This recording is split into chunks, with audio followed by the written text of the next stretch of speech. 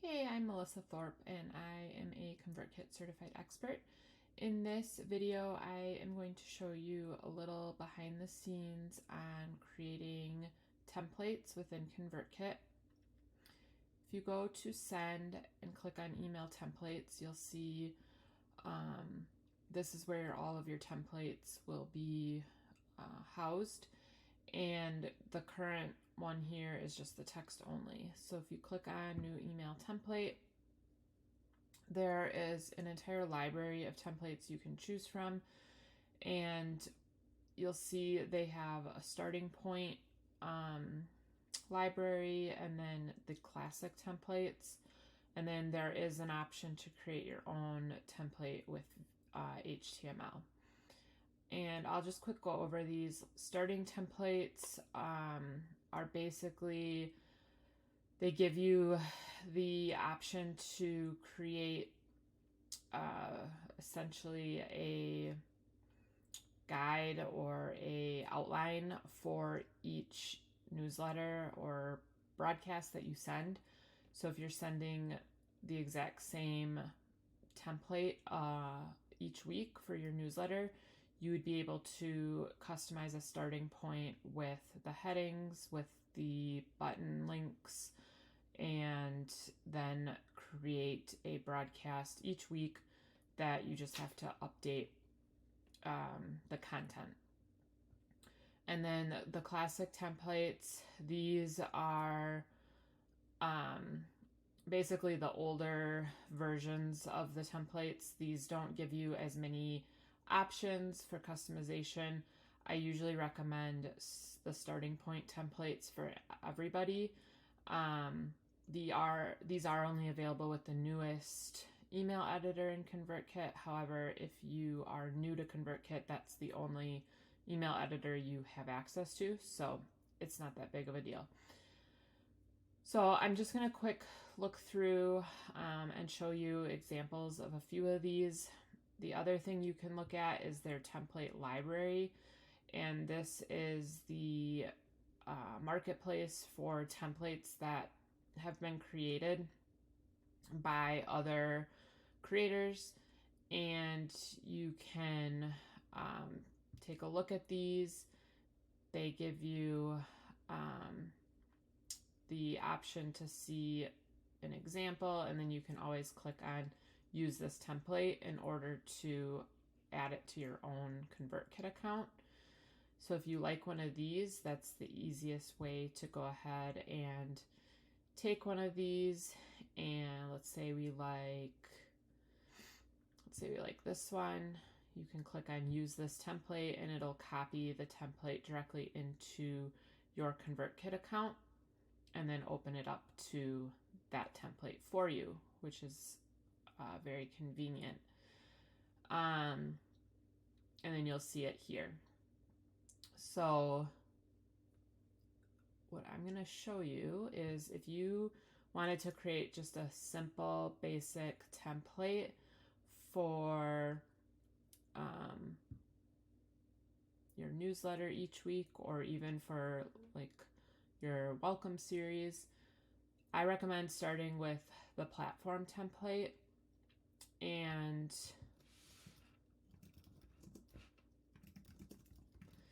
then you can customize and replace the logo. You can change the background color and the font colors and all of that. So I'll quickly show you how that will look. So if you click on the logo and you want to replace the logo, you can either upload your own image or you can use a recently uploaded image. And I'm also going to change the background color. So if you go back to template, you can change the background color to whatever you prefer. And then this here is called a section. So you can actually change the background color of the section or leave it white. You could also add a background image if you wanted. And then there's options for all the spacing, margin, padding. If you want this to be large width, custom, or full, you'd be able to change all of that. So I'm going to set it as the default, and then you could even do a border color. I like to do like bright colors to see, just so I can see what I'm changing before I like actually commit to the change. And then the border radius is just whether or not it has rounded corners. And then there's a few, there's a mobile setting here if you want to reduce the padding so that it doesn't take up as much space on the mobile device. So any text you have here will automatically show up in a new broadcast when you create a new email with this template. So say, for example, you send a newsletter each week that's got like 3 thoughts this week. I'm just making this up as I go. And then say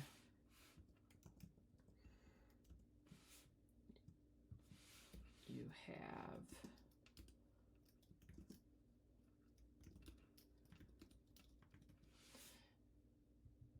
another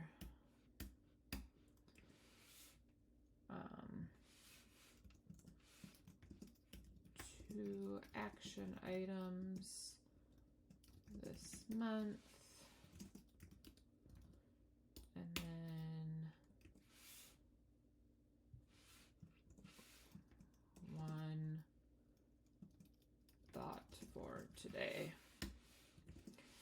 And then thanks for reading. So if I save this as my template and I go into broadcasts, you will be able to use this template as a starting point so that every week all you need to do is edit the 1, 2, 3, 1, 2, 1, and then you can send. The headings will all stay there. The signature can all stay there, and you don't have to worry about changing that every single week.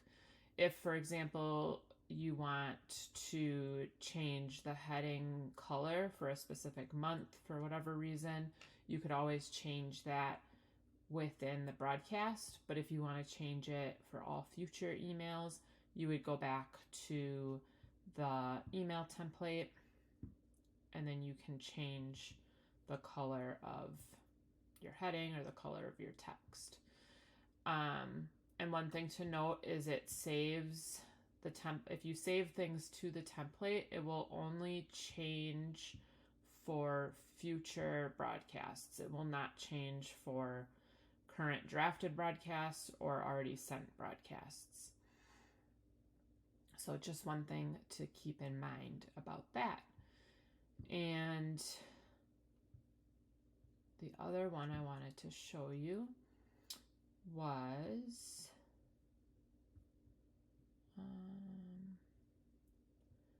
we'll do the story. So this gives a little bit more idea on customizations that are offered within the template editor in ConvertKit. And a lot of these features you can add, actually all of these features you can add to any of the starting point templates. However, these are just examples that they provide for you to get started. So for example, in this template, you can see they have social media icons here, and you can go through and you can edit the social media icons. You can change the style. You can change if you want a custom color or the platform color. You can remove icons if you don't need them just by pressing delete. And if you don't want them at all, you can go to delete all of them, and then it'll remove them. And the other thing I was going to show you is if you click on the plus sign, you can go down and add any features here. You could add a countdown timer. You can add some events from bands in town, which is usually for artists, music artists. There's some videos. You could add a video from YouTube directly into your email. However, videos do not play in the majority of email platforms. So the option that it does provide is you can show a GIF preview. So it'll like animate the first 10 seconds of your video as a GIF, and then the standard is not, video won't play within an email client. However, it does offer the option to do that if the video or the email client does support it. And then a lot of the other customization options that are available here, you can go to layout, and then this gives you a ton of different options over here on the right hand side. So you can add different customizations and standouts if you want. You could add like an author name. You could add a call to action very easily. So say you're a food blogger, you could add this in, and then under the column you can add a background image. One of the nice things about the images within ConvertKit too is that they do have an integration with Unsplash, so you would be able to look for images and easily add those in while you're creating. So that's really nice. And then you can edit the link here by highlighting the text on the button and adding a link.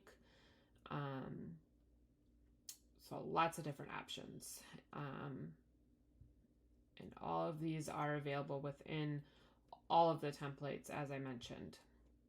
So if I were to go back to my simple template here, I can always add in social icons if I wanted to. And say I wanted to add in